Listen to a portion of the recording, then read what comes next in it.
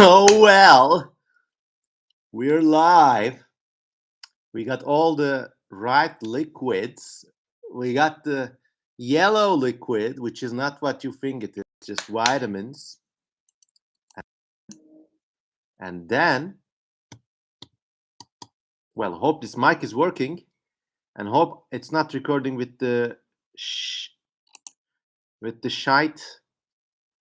Hello, hello. We already have people coming in. Hello.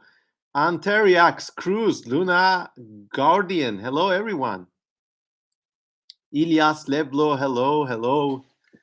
We got a nice gathering, a nice social event of ladies and gentlemen and enlightened people overall. Nah, we're just gonna be shooting the shit for an hour or so. And thanks to everyone for their visit. Before I start, I need to check something. I need to check if it's connected to this camera.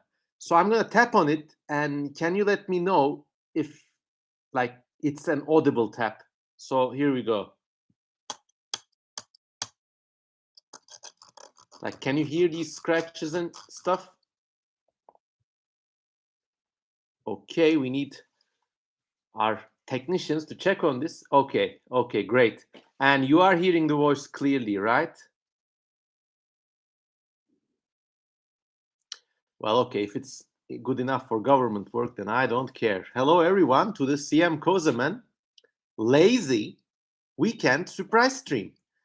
And we got everything ready. We got the coffee set. We got the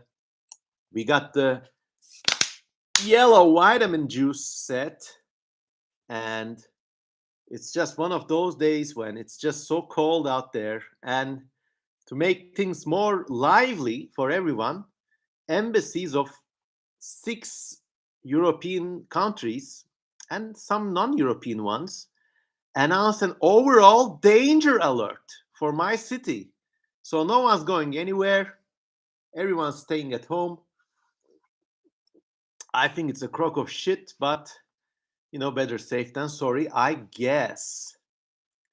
It's burning in afternoon heat here, lol, says Anteriax, which makes me think he or she is located in the southern hemisphere.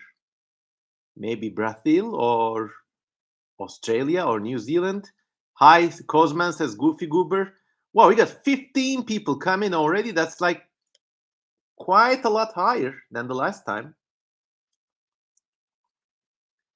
Somebody has been doxxed by me mentioning their country, I guess. The normal gecko says it's minus 20 Celsius winter right here. And oof, if that happened to me, my whole face would freeze and fall off. And then it would be face off in the cold. As you can see, I'm dressed very snugly in my puffy, what do you call the robe de chambre. It's 19 degrees. Well, I hope it's good weather anywhere you're at, and I hope you're keeping warm, keeping safe, and keeping healthy. Robe de chambre. Yes, it's DFH is representing from Poland. Nice neighbors. Minus 3 Celsius. Oh my God. Once again, these numbers I cannot imagine in this temperate subtropical part of the world I'm in. And to my dismay, I realize I haven't shaved. Usually, I try to make these podcasts look very spontaneous and off the cuff, just doing a thing, but actually like shave and shower beforehand. But today, I guess I forgot. 32 degrees here Celsius, Lemao says Anteriax from somewhere in Southeast Asia. Well, the walls must be crawling with geckos and centipedes and smaller geckos and tree frogs and little green wine snakes and stuff. Nice place. Servet Tunçel, my real-time friend as well, hello Kanka, says that an SMS message, probably from the municipality, warned him of an incoming cold front to Istanbul, which always reminds me of this awful 1998 film with Arnold Schwarzenegger in it. and he was playing Dr. Freeze in the Batman franchise, and he says, "Tonight's forecast, a freeze is coming." Yes, there's, I guess, something kind of romantic about keeping warm in cold weather and being at home and being thankful. I try not to romanticize it too much. So, this is a podcast where we can talk about anything and everything as long as it's not about any of the books I'm making. So, no plot reveals. But I had some materials prepared actually. I thought nobody would come in right away. So, I was planning to read this amazing spam message I received earlier. So I have a blog which is not functional anymore, but someone left this spam message as a comment in this blog to a post about the cat museum. It says, if you're facing any type of spiritual challenges, and if you are looking for black magic spell therapy, priest Mandaiker is available with the help of his ancestral master spirit, and apparently they can offer their services for the challenges listed below, including bringing back loved ones, needing spiritual power. Let me know if any of these appeal to you. Cheating partners. I wonder if they will help someone cheat or like help with a cheating. Family problems. Good luck. Oh my God, these are so ambiguous. And then casinos and bettings. This is just like late Roman Empire, late Roman Empire, public scrolls and public black magic. I mean, really, the main problems of humanity never seem to change. Stopping divorces, jealousy, marriage issues. Well, lots of these are ambiguous and okay. Exams, court cases, and then this is one of their best services. Gun protection spell. It's like someone goes, "I'm gonna shoot you," but no, I've been insured by a magic spell by priest Mandaiker and his ancestral spirit. Success in business, impotency, cancer, aman, HIV, diabetes, obesity, penis enlargement, and then there's something called butt enlightenment, which I don't know what it means. Do you think it means what I suspect it means? Your butt gets enlightened. Oh my God. Now my butt can see the purpose of life. Breast enlargements, barrenness, infertility, antisocial behaviors, stress, depression. Well, these black magicians really cover them all. Difficulties in finding a relationship. Anyways, just a little spam. Just a little spam I wanted to read out and share with you all. If they can win in casinos with spells, why are they bothering with spam? Says YJ. I don't know. Because they want to help out. They want to reach out. Comrade Barack Obama says, should I go to Turkey next summer or should I go in the winter? Well, depends on what kind of holiday or vacation you want.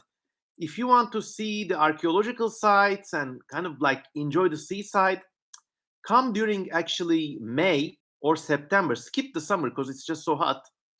And then travel. If you want to like experience the cities and the nitty-gritty urban life, I've been recording some of those as documentaries in my channel, so go look them up if you want. If you want to see that, you could come in anytime. And, if you're coming from one of those minus 20-degree Western countries, the weather's not going to hurt you. Anytime is good, I guess. So there's my Turkey advice. Actually, I'm also planning to do a series of videos about basically my approach to travel or travel adventures. And it's going to cover everything from like the original intent, so not traveling, like not going to a fancy hotel and staying there, or not going on a guided tour, but just improvised, just personal adventure kind of travel. It's gonna range from the original intent to what to pack basically, and what to do when you get to a place, and also how to explore places randomly. Like it's gonna cover everything from like if you just want to go out of the house one day and just go. This is gonna be the guide. Ariosi says, "Is prison in Turkey is really as bad as the Midnight Express?"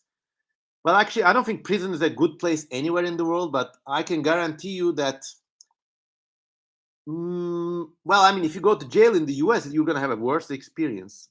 I haven't been to a Turkish prison and I have no plans in going to one, but I guess it's not, you're not rating hotels here. Come on. Comrade Barack Obama is from Romania. Greetings, neighbor. And well, I guess he's coming from in May. Okay. Where are you from? Bucharest, Kostanje? Nice place, Romania. One of the countries I really want to visit. Vagabond Goat is hailing from my city of birth, Ankara. It's -1 degree. And I've been seeing these amazing pictures of snow. And my wife and I, we really had the Ankara wanderlust.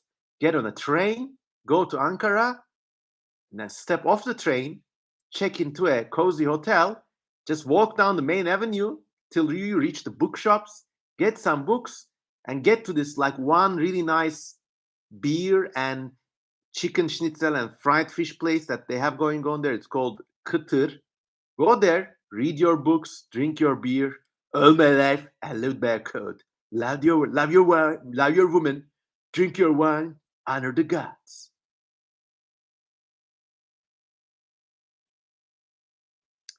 All right, all right. Any other questions about travel? Let's make this podcast about travel mostly. I mean, you can ask any question about anything, but let's put the focus on travel and journeys here. And any questions about that, bring them on while I sip my coffee. Oh, no, man. It's been a tiring week. I caught this back cold where like one segment of the vertebra connecting my neck to my shoulders, basically the muscles there got sore. And for one day I was like a wooden statue. In the second day I was able to move it. And I think in the third day, which was yesterday night, I kind of did this move and my neck joint went and then oh, it was such a nice release, you know. No amount of ejaculation could cover to the pure joy of just that click, that that whole neck soreness, stiffness going away.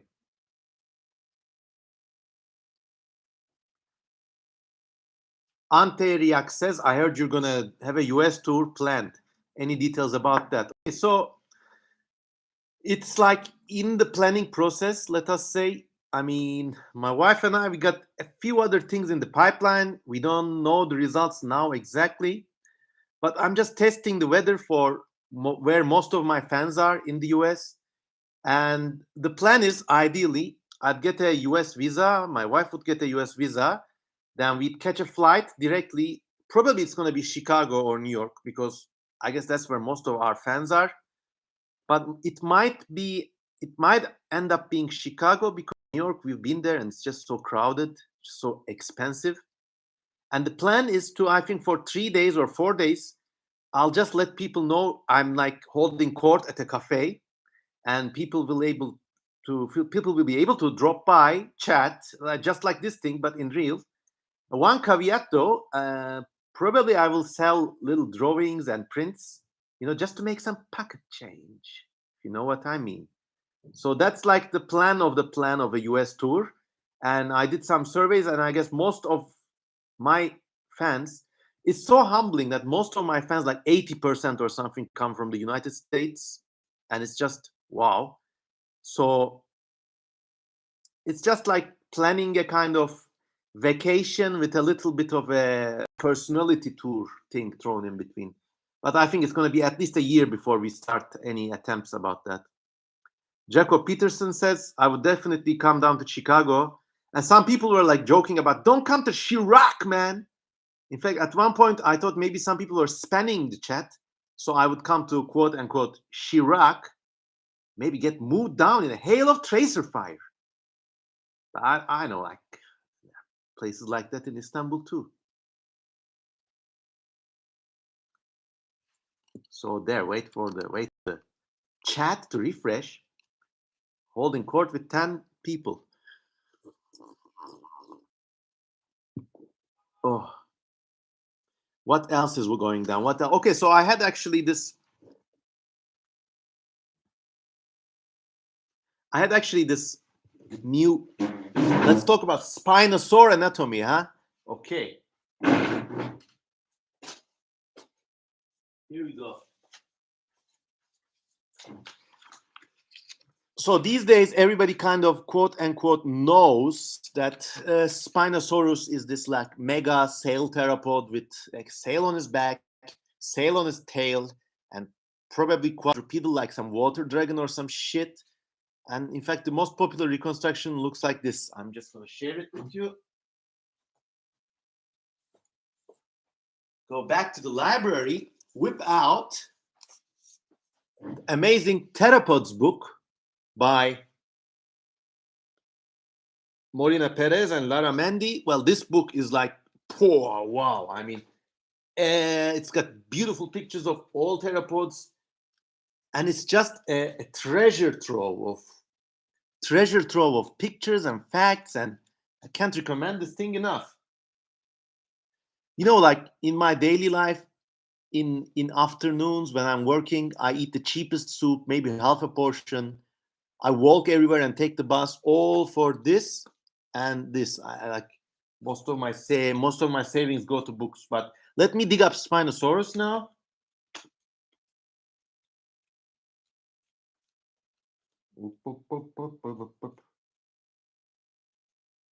Come on.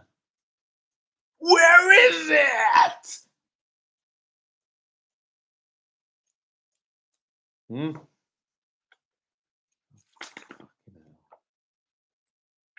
You want to find something?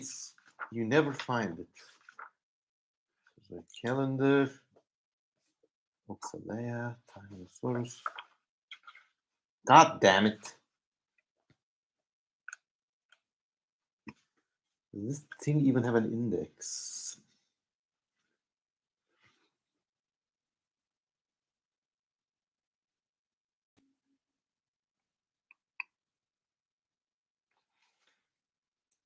Ichnogenera.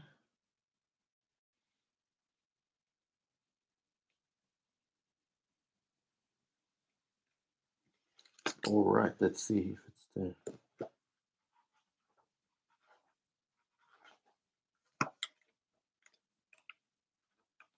Oh, freaking hell, I can't find this. I know it's there, but there's no way I could like dig this up without losing your interest. Okay, okay, there it is. No, it's oh freaking hell, whatever. I flexed you my book, that's enough. So everybody thinks Spinosaurus was this thing with like spiny back and like a big sail, right? And I have had this hunch, and I will warn you that this is completely a personal insight and it's not based on any science. In fact, I'd be happy to be proven wrong about this. But basically, what happens is people now combine this flaggy tail with the originally spine-backed original fossils. The thing is, this fossil comes from 1915. These remains have been found in the 2010s and described in 2020. And the people who describe them, like they say they're Spinosaurus. How do you know this? How? They're even smaller. The evidence is very tenuous. So I published on Twitter, I published my personal hunches about Spinosaurus. Basically, I think it might be a chimera, and there are two animals. One of them is like the OG Spinosaurus, but the 1915 variety with the tall spikes, the crocodile-like head, but it's got actually like short, squat back legs, and the way its spine curves and the tail moves is kind of like Dinocereus, but independently. So this is like a kind of like a fat bear-like animal that basically stalks a variety of habitats, including riversides and lagoons.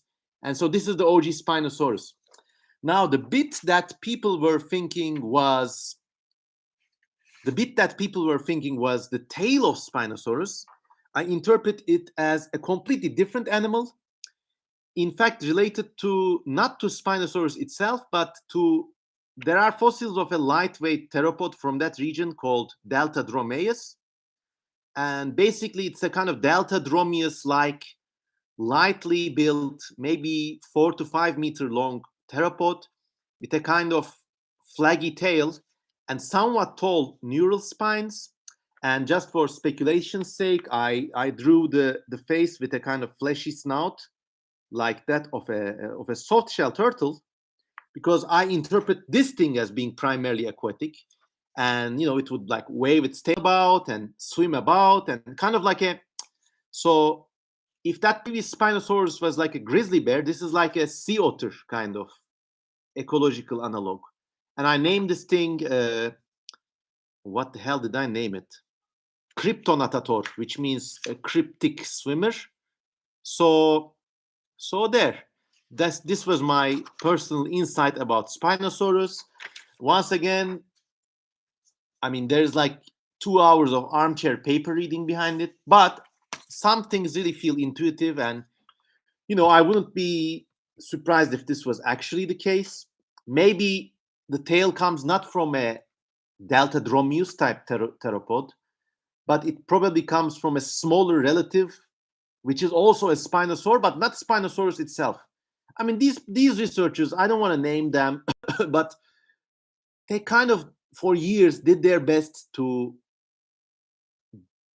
combine every strange bone from that locality under Spinosaurus, and they assemble this mega chimera, which is more like a pop star, and they parade it around for more grants. I'll just leave it at that.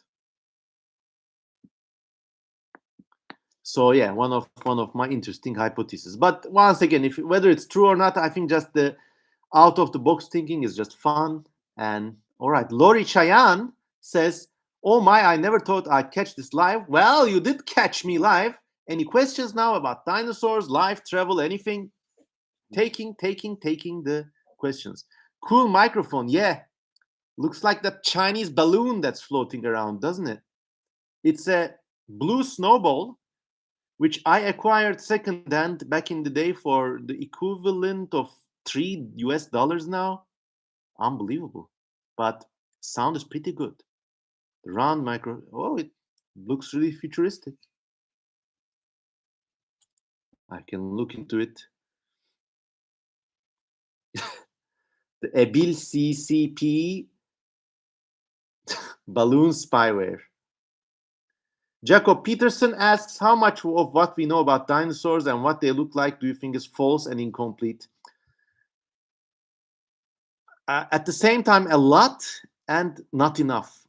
So for some dinosaurs, like those Psittacosaurus fossils or Protoceratops, or that new Velociraptor relative, the fossils are like pretty complete there. Like you can see almost exactly what the animal looked like. You got imprints of flesh, whatever. But for the larger animals, I think we have lots of blank spaces and just incomplete results. And I think the previous speculation I had with Spinosaurus is one example, especially after 1990s with Jurassic Park driving forth a renaissance in dinosaur studies. What happens was this became a job for many people, but a job means you need to do something repetitively and over again, and you need to have a career. But life doesn't work like that. I mean, you're maybe, if you're lucky, you make one discovery, and then what? So to drive forth their careers, and I'm not saying this in a detrimental sense, but a lot of people started describing new dinosaur species from a lot of extremely fragmentary remains. And especially sauropods, in that respect, there are a lot of examples. Like you discover one strange vertebra and you call it Xenoposeidon. Okay, it does show something like that lived probably around that place, but you really don't know what it looks like. Especially, I would say, for most dinosaurs that are larger than a golden retriever, the picture is very, very hazy. And I imagine like some of those large sauropods and large theropods, something really wild going on over there. And like one of my, if you watch this podcast long enough, you probably know that one of my hunches is that Some sauropods could still have been aquatic, like a hippopotamus. It doesn't mean they were cold-blooded, lumbering animals. It just means they were active aquatic animals.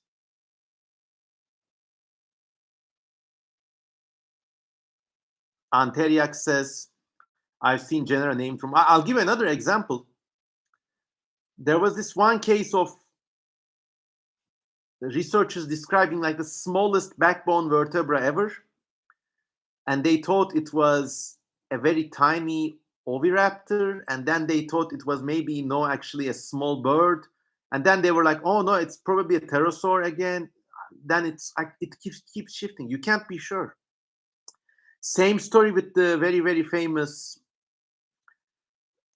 There was this fossil described from Burmese amber. It showed like a little slim looking head.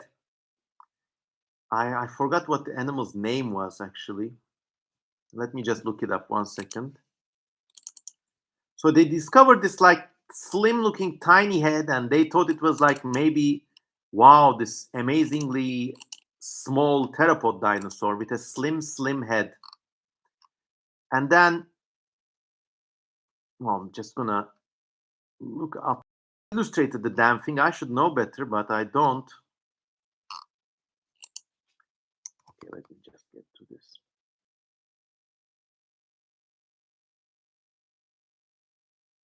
Oculudentavis, that's the name. OculuDant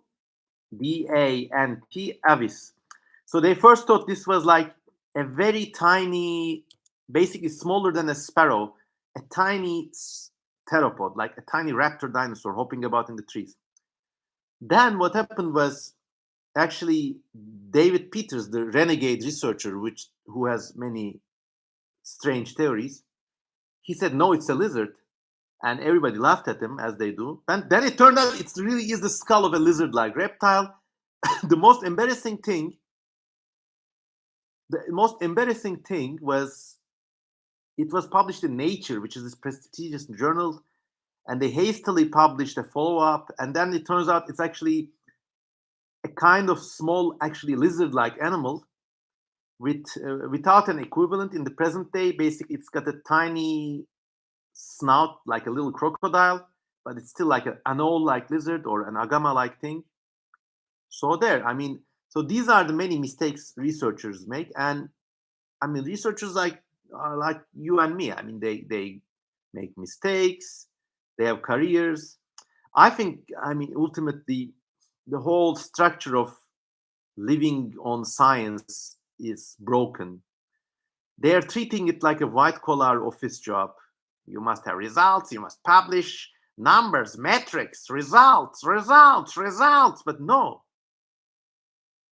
If somebody is genuinely interested in paleontology or chemistry or whatever, magnets, this person should be placed in something like a cross between a benevolent mental asylum, a medieval monastery, and a retirement home. You must give this person a comfortable place to live.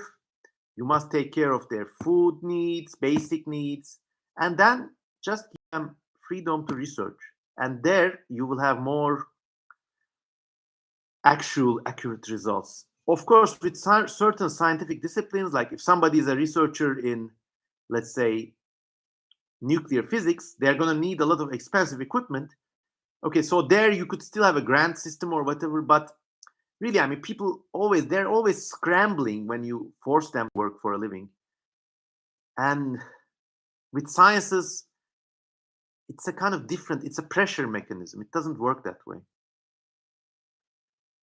Lori Shayan asks, is Oculudentavis a Gimby, or has that status been revoked? I think anything smaller than a dog is always a Gimby. It's just one of those made-up words I like to use.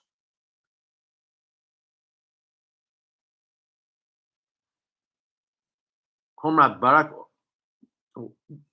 Girgator says, what are your overall thoughts on PNSO figures?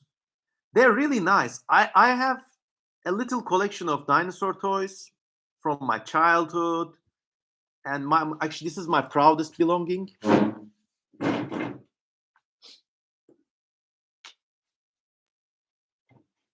So this is a Dino Riders 1989 Cantrosaurus, and this line, basically in the late 1980s, they tried to do something like Transformers, but with dinosaur riders fighting each other with laser guns and stuff.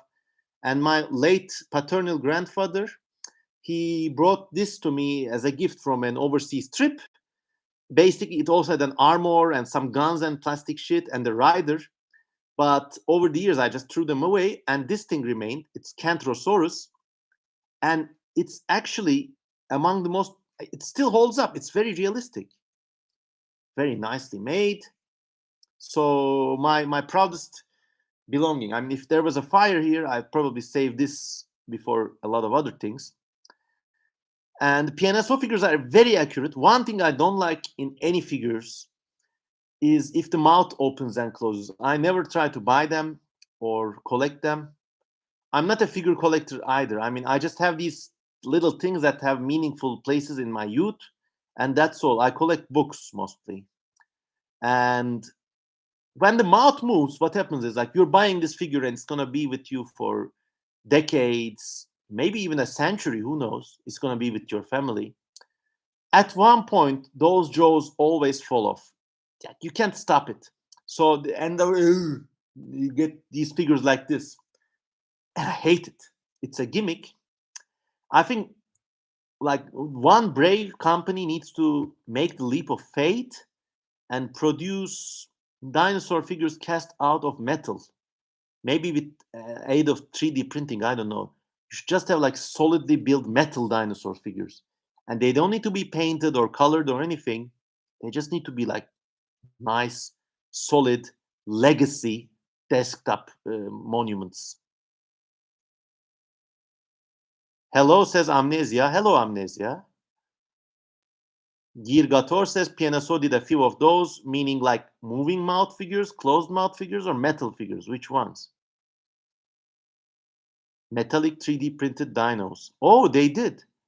Okay, so I stand corrected. When All Tomorrows comes out as a book and I sell the movie rights for $200 million to Kathleen Kennedy, I'll be able to afford a few metallic PNSO dinosaurs then.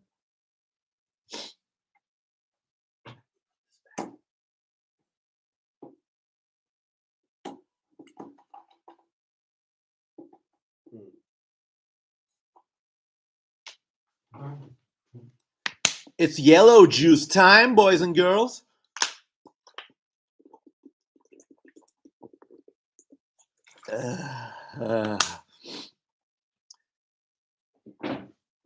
Lori Cheyenne says she is going to attempt to show my frog and sea snake videos to all my friends at college. Please do. Please, please do. I mean, with this channel, a lot of you are already donors, so thank you so much. We need to grow this shit, ladies and gentlemen. I know I was critiquing this kind of grow, grow, grow mentality a bit back, but now I'm being hypocritical, and well, what can I do? Please, if you like my videos, share them with your friends and watch them together. I know from a fact that a few people have mentioned that they have actually gone on and gotten the Netflix and chill treatment with nice results when watching my frog video, because there's this weird Turkish guy talking about frogs, and at one point, skin is gonna contact skin and things are gonna start happening, and maybe you should give your devotees a name, says Lori Cheyenne. The name is, of course, obvious. We are all Cosemenites here. Cosemenite, Cosemen, ITE. That's the devotional name. Cosmin and Chill. Heck, someone even sent a picture of a frog from one of my videos to their significant other, and and she was like, "Wow, baby, that's so cute." And I'm a nice icebreaker, nice conversation opener. Oh, all right. Yellow juice is done. Time for some brown. Out of context, it almost sounds like two Cosemens, one cup.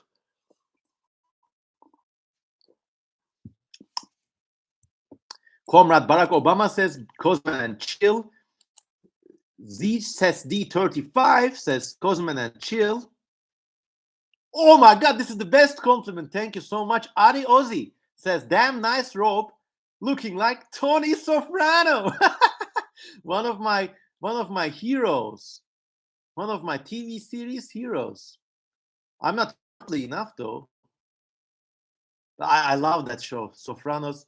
Get the fuck out of here. But there's lots more to that show than just, Italian American jokes and mafia shootouts. I think it's like there's some very serious and very real things about family embedded in there. And I think, between the lines, that's why it was such a successful show.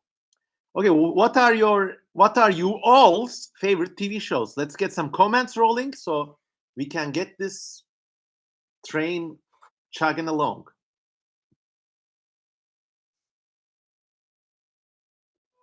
Comrade Obama says, if you don't want to watch CM Kozeman on a first date, then I'm not dating you. Honestly, did anyone introduce this channel to their dates, and how was the result? Lori Cheyenne says, Twin Peaks is neat. The series, it brings back so many traumas. My wife and I attempted to watch the first episode where they have the static camera demon. I don't know, they're aiming these cameras inside an empty box, and soon there's a static electricity demon manifesting inside it. And we shut it off. We were so scared. And that night, actually, so the thing is, the bedroom of our apartment, it doesn't really have a door that closes. So, and after watching that shit, there was one of those little random house noises, from the living room or something. And we were just scared, sleepless. And we looked at each other and we were like, never watching that shit again, bro.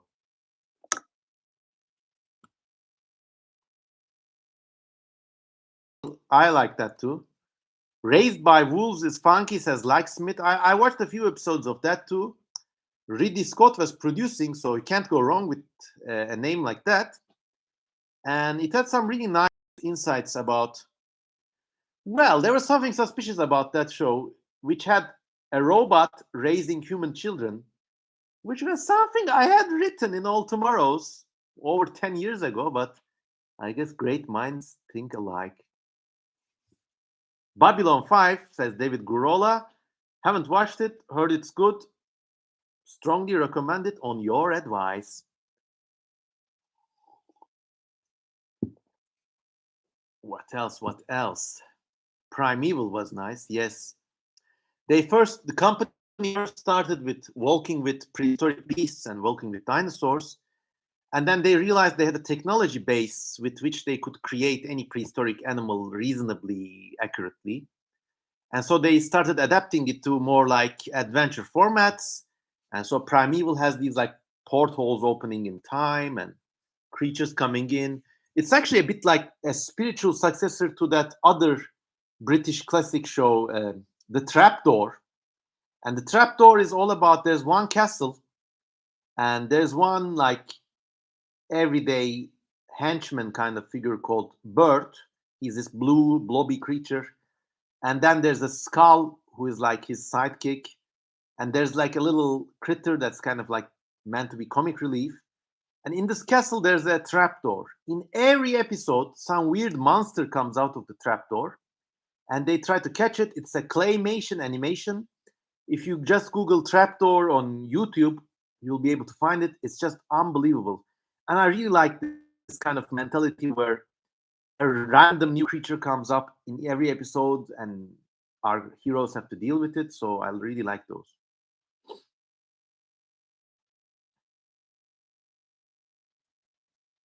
Will the All Tomorrow's movie star Chris Pratt?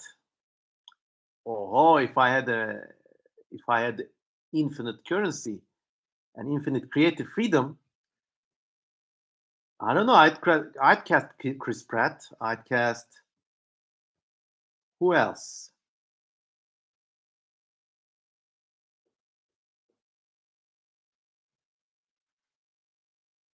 Completely unrelated question asks HTTH.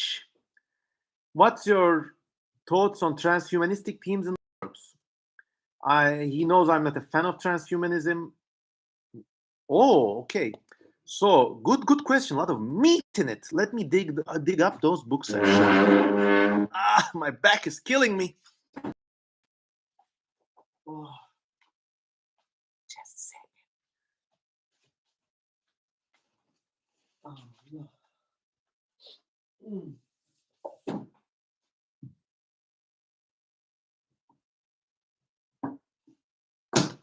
What else?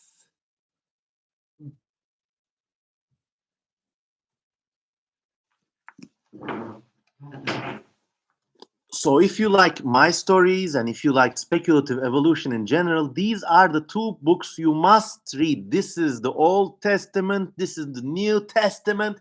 This right here is your Bible and your scripture.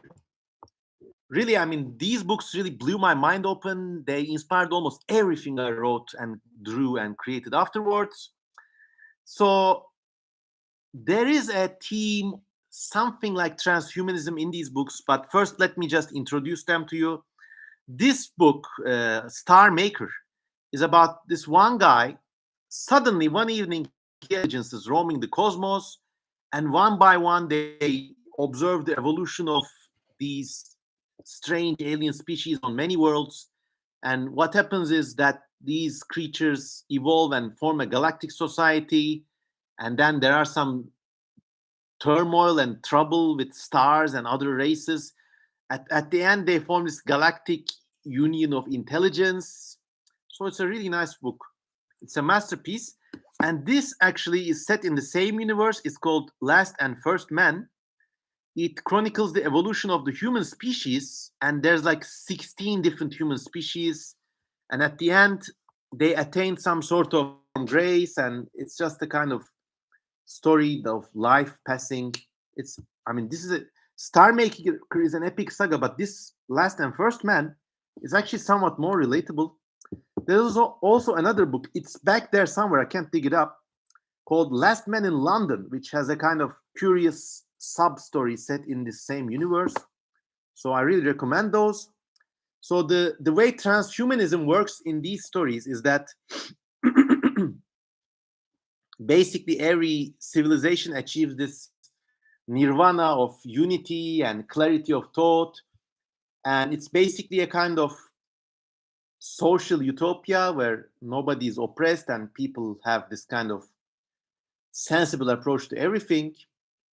So that's one part of the utopia. Then people develop their telepathic or empathic sensibilities, and they go into a communion with a galactic mind.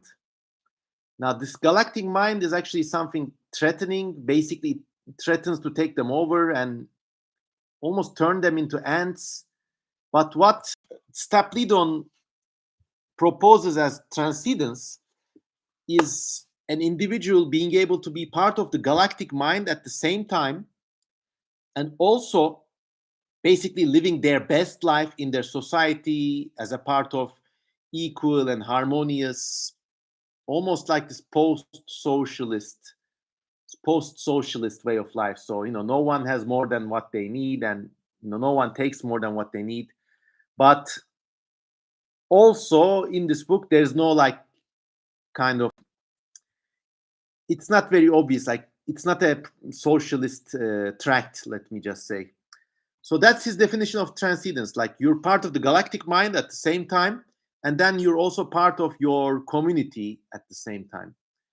And it's a weird state. In fact, I think if you look at Arthur Clarke's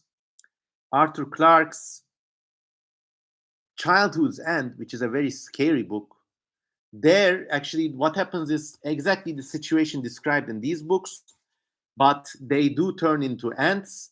What happens is a new generation of children are born, and they're completely antisocial. They just lie about like this, but their telepathic sense is so developed that they basically explore the universe with their mental powers, and they destroy the world. They join the overmind, and in David Bowie's words, the earth is our bitch, we're finished our news, Homo sapiens have outgrown his use.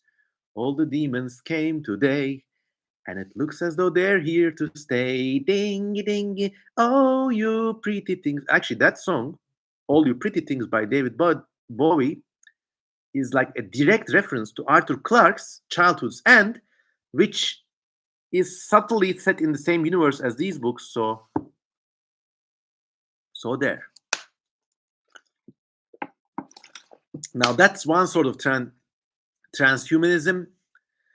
I can relate to this in some way. It's actually a good kind of transhumanism. It's also completely unlike what most people mean by transhumanism today.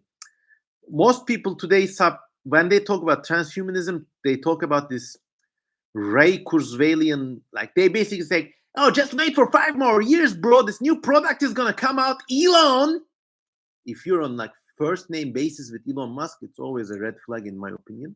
Elon is gonna invent some new which is gonna make you and me immortal. And I think that's just laced with problems. I mean, I actually had a like big fight and falling out with one of my closest friends in real life Turkey because of this. Then we got back in touch. I think we accepted our differing ways. But I think like surgically or mechanically extending human life, it's good. I mean, I would want to live long. But that's not an end all be all. I mean, if such a thing was invented, people would use it just to exploit other people more and more. And I think there's like a good kind of transhumanism in being able to come to terms with loss. That's all. And it's very, very, very hard. I mean, it's extremely hard. It's way easier said than done. But most people these days, so I'm like kind of on board with this kind of transhumanism. But I personally don't think that cosmic intelligences like that are possible. It is possible for entities to exist that have like orders of magnitude of development. They might be so developed that planets to them might be like bacteria to a cat. So that is possible, but it's I think impossible to enter into direct spiritual communion with anything. But I think there's a caveat that there might be architectures that extend themselves in the structure of time, and we're just completely unaware of them. And these architectures might have developed in such a way to facilitate a kind of intelligence within themselves. Maybe.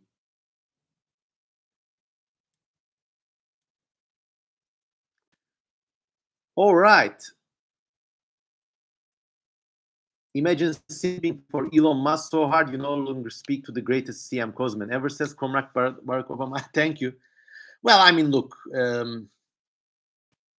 there are these Elon Musk tech bros, and they're dislikable a lot. But come on, I mean, if Elon Musk dropped, say, "Hey, you are a weird guy, you want to spoke," I mean, I wouldn't give him the cold shoulder. What do you think about flora in speculative evolution and sci-fi? Says Tant.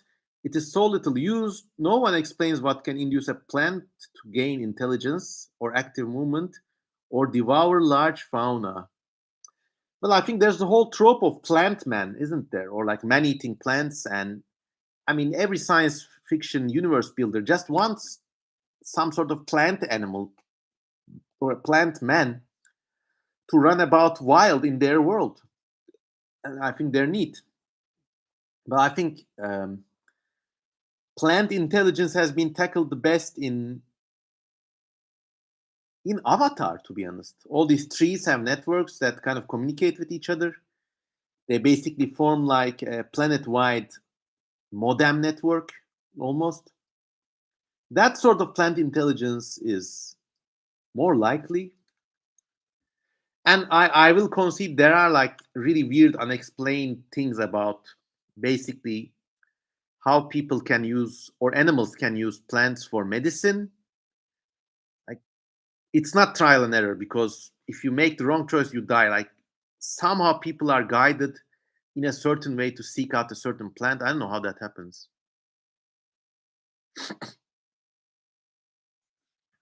Lorishan made a comment about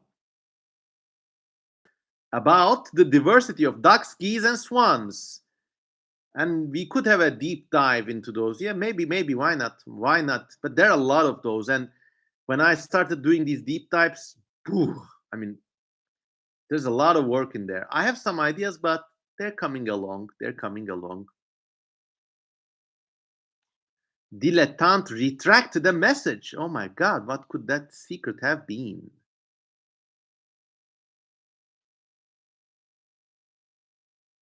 Oh, I'm not going to say my last name without the KO. Stapledon had an interesting explanation for his plant man in Star Maker. Yeah, like the planet apparently somehow faced the sun or was cold, so the plant man existed as plants in the cold season. They basically rooted themselves and meditated, and when the cold season ended, they became ambulatory creatures again. I mean, things like that are possible. All right, what else? What else? We got 21 people watching. It's a world record. Oh my God. Wow, I'm so happy.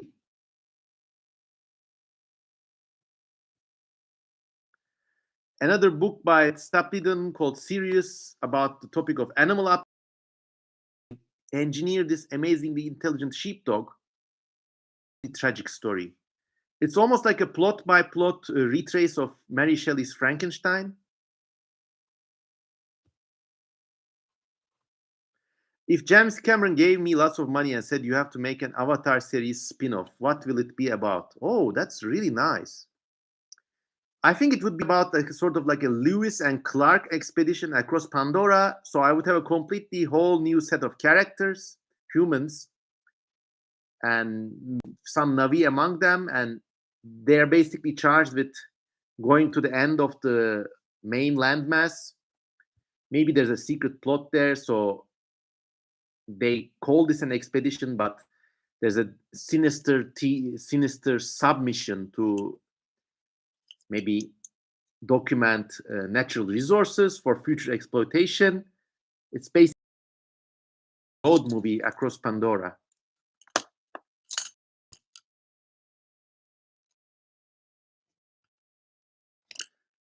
Anteriax, nice name, says, here's a topic: Antarctic deep sea life. There isn't enough information about it. I agree.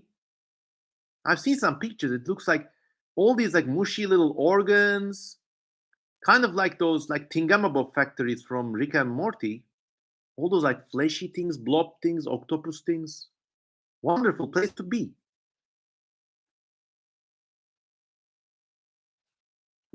It's one of those places.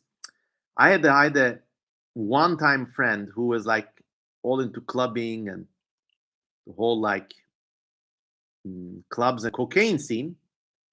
And like after I got married, he was still dropping me texts at like 3 a.m., 4 a.m. from like whatever pit end of the Tartarus kind of nightclub. And he was saying, all your friends are here. Where are you? And deep Antarctic sea life is that kind of place. All your friends are here, man.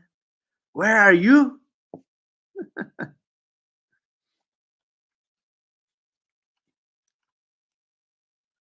The southern current also isolated for 30 million years, so the flora and flora are really endemic. Yeah, this is like one of the places I would really like to know more about. I only know as much as you do. I mean, I do some internet searches, I look at some local species, that's it.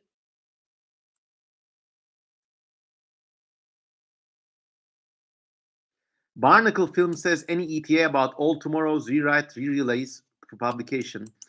Okay, now you've gone and done it, man. Okay. All Tomorrow's, I am, let me see, 16 chapters in. And I have just rewritten the worms chapter. And now I'm writing about another kind of species called the hive builders, which is a new species. But okay, I told you there would be no All Tomorrow stuff, but I will read the Worms chapter rewrite to you right now. I'm I'm I'm I'm protean like that. I'm temperamental, like that Jacqueline Phoenix Roman emperor in Gladiator. Claudius, I feel charitable today. I will give you a reading. Okay. ETA is like at least one more year from you guys. Thank you for all your support. Actually, this is why I'm reading this chapter out loud to you now, because all your support means a lot. Let me get this up and running. So this is the famous worms chapter, the worm creatures, okay? I've rewritten it, and so you will be able to see what kind of changes are coming to the book. And I'm not hiring ghostwriters. Come on, it's once in a lifetime. I mean, it's such a privilege. There's this work which has worldwide attention thanks to all you guys. I want it to be perfect, perfect. So one more year. Worms, scorching atmosphere, choked with gases released by the bygone interventions of the Kuhanim. Most seas had evaporated, and the ghosts of their shores lay littered with husks of dead cities, baking endlessly like shattered statues in a derelict oven. Yet life remained on this unforgiving world. Forests of crystalline plants blanketed the surface, slowly cooling the planet and recycling oxygen. The earth was rich in aquifers and underground bodies of wet water, and these in turn nurtured a fecund variety of post-terrestrial life. A myriad worms crawled about in the moist depths of the earth. These had ancestors among many disparate groups of invertebrates. A great many were simply flies and lepidoptera that simply never metamorphosed. Blind colonies of ants, termites, and eusocial arachnids were also common, preying upon the flightless flies. Lizards, salamanders, serpents, sucoids, and amphibians had also reverted into similar worm-like shapes. There was not much apparent variety among them. Fish, too, had clung on to existence as blind, slippery burrowers in moist mud. Even a few species of birds had survived. Corkscrewing, eyeless serpents covered with gleaming, dark, armor-like scales, the last remnants of their feathers. And then there were mammals. Naked mole-like things were common. Some had lost their two rear legs and paddled about the earth like dwarf, truncated sirens. There were also infernal things devoid of limbs and eyes, with their entire sensoria concentrated on the convoluted, dish-shaped growths on their flattened and enlarged heads. Among these forms, one species was that planet's heir of the star people, distorted beyond recognition by genetic modification. They looked for all the world like pale, elongated embryos. Tiny, feeble feet and hands modified for digging were all that betrayed their once noble heritage. Aside from these organs, all was simplified for a life underground. Their eyes were pinpricks, they lacked teeth, external eyes, and the better half of their internal organs. The lives of these ersatz people did not extend beyond digging aimlessly. If they encountered food, they devoured it. If they encountered others of their kind, they sometimes devoured them too. But most often they mated and multiplied and managed to preserve figments of humanity in their genes. In time, as the planet's atmosphere cooled and the seas returned, it would do them good. And I hope it has done you good as well. Oh, nice. Goosebumps, very cool. Ears.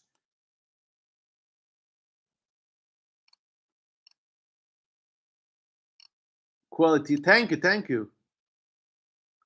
Wayne Barlow once liked the comment I left on his Instagram, says Louis J.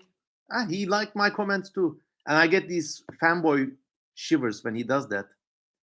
I actually like exchange comments with him back and forth several times, and I was like, such a good feeling.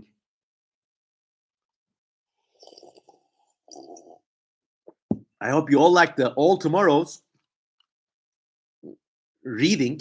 Feel free to clip this and share this online on like on Reddit, whatever. I don't know. Reddit, Discord, TikTok, these are all alien atmospheres to me. Louis J says, if you send me a 4-page story, will you read it? I'll read it, but I may not be able to comment right away. So send it to me, yeah. David Gurola says, thanks, dude. Thanks, man. Oh, it's been an hour. Almost getting ready to. When this elixir of life runs out, so will the time for our live stream. Many people enjoyed it. Yeah, thank you. I mean, I hope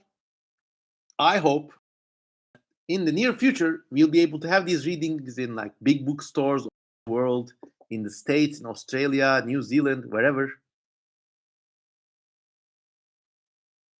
So before getting ready to wrap up, let's do a call out. Where you all come from? Let's write on the comments and I'll read it out and I'll represent. Come on, people. Where in the world are you from?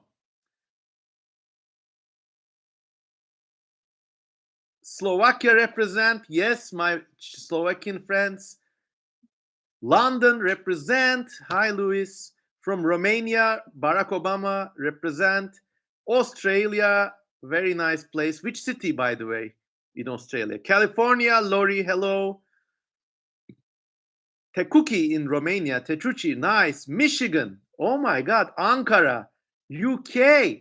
Montenegro, Herzegovina, originally from Russia. Absentfish, hello, my friend. Pennsylvania, US, oh my God, nice place. My wife and I, we went to the US for our honeymoon, and I had the genius idea of driving all the way from New York to Cincinnati. In the way, we drove across all of Pennsylvania, and it was just dark forests, great roadside diners, and just very, very nice, kind people. And I have this thing with, like, for 3 hours, we drove through this stretch of a highway, and it was like Harrisburg, turn left, Harrisburg, turn left, Harrisburg, turn left. And I was like fucking in a time loop or something. Galicia, Spain, really nice part of the world. South Africa, hello. Canada, Ottawa, the capital, Emily Wood, hello. Le Finland, says THHT. My government has just given yours the pass for NATO. Hope you stay safe there. Peru, really nice place. To this propylamenetol, says Pennsylvania again. Hello. Santa Ana, California, really nice. Russia, says Dilettant. Where in Russia? Hope things calm down. By the way, everybody used to talk about Cold War. We're literally in a goddamn fucking lukewarm war right now. I mean, the World War III is happening. And the perverse thing is, the world's economic systems in either side have figured out a way to make it work. Tens of thousands of people are dying in Ukraine, in Russia as well. And I mean, I don't want to comment too deeply about it, but just imagine, like in the United States, they lost 100,000 people in 1 month. It would be a disaster. It's just awful. Southeast Asia already. Thailand, now nationality. Malaysia, and Indonesia, and the Philippines. I think they're very based countries. So cheers to my friends. In Thailand now. Imagining Siam Cosman in America is weird. I don't know why. Well, I spent a lot of time in the States. Originally, when I was 19 years old, I studied there. This is my ID from Cornell University.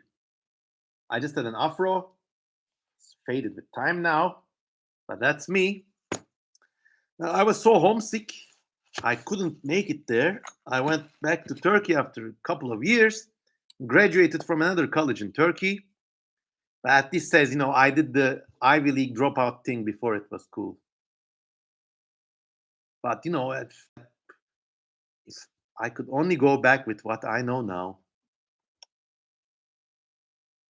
Cornell represent. So everybody's doxed themselves. Great. Fancy, says P. Finky Eye.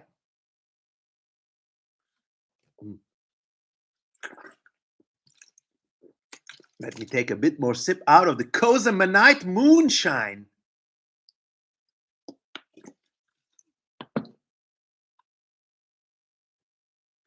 All right. 22 people watching. How is it in Turkey these days, says Ultra VI.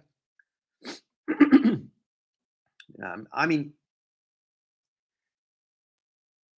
there's a great response the British have for questions like this. It goes this way. The opinions I have on this matter are shared by a great number of people. But considering the state of the world, can't complain really.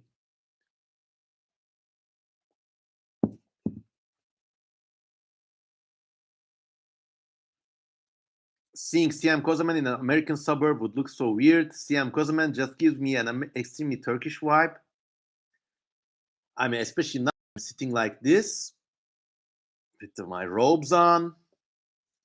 And I don't know. I could see myself living in suburban US, but I one thing I cannot see myself is like fucking San Francisco or New York or Los Angeles. Those big cities, I don't like them. And I would rather live in a small city like a Cincinnati or Indianapolis or Harrisburg, Pennsylvania. I don't know. But one thing that would really change, I would grow so fat. I would have these lap. I love food. I love eating. I love American food. The first thing my wife and I do when we get to the US or in the UK is go to the freaking supermarket and just look at all the items they have on sale. David Gorilla says Orange County, CA, not so bad. Okay, I'd settle for that. But I think you got to have a lot of this to make it in there, and it's like to make the jump. I mean, you have to have the job ready, waiting for you. And Lori Chayan says she loves my random references to music in my videos, like 3, 2, 1, 0. Here comes a countdown, last man a hero. Haters be forming, bloop, bloop, bloop. Here's the CM Kozaman fight, bloop. That's like, I love Turkish rap. And the more like grittier and the more arabesque it gets, I love it even more better. This is a point of contention in my marriage, but I don't know. Ama galiba bütün bu olanlara dayanamam ama hazırım. I love Sagopa Kajmer. That's a great rapper.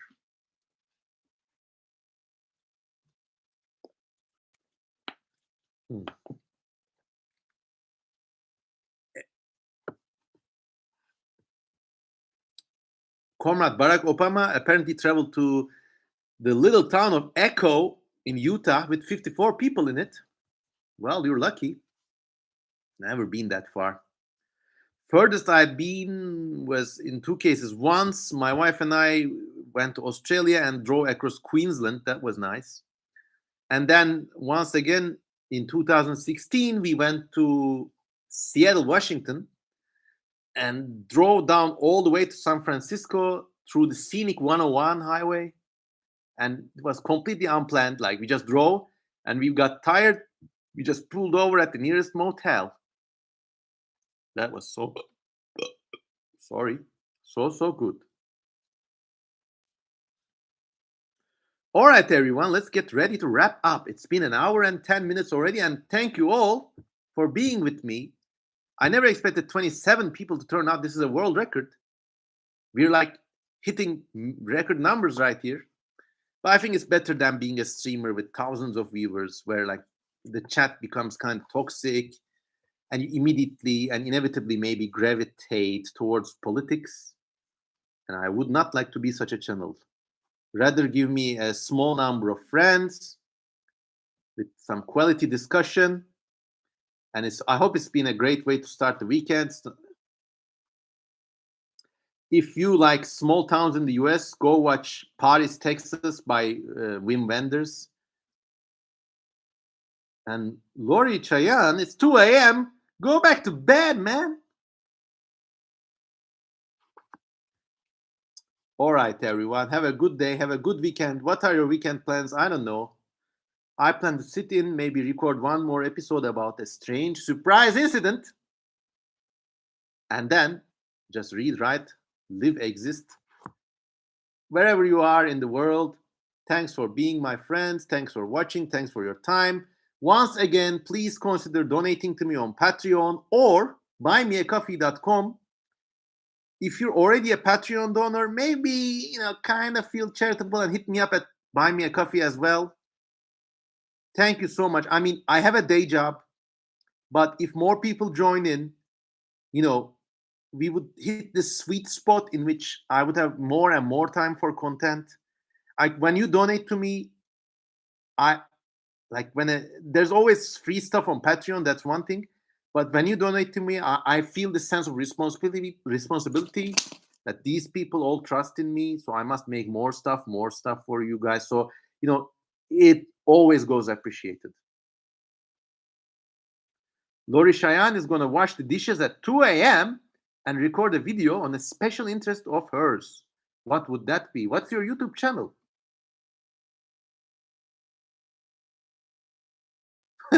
Lacksmith says, be good, you all, and Emperor Kozaman. You have my blessing. All right, everyone. This little man is walking towards the webcam. When he reaches,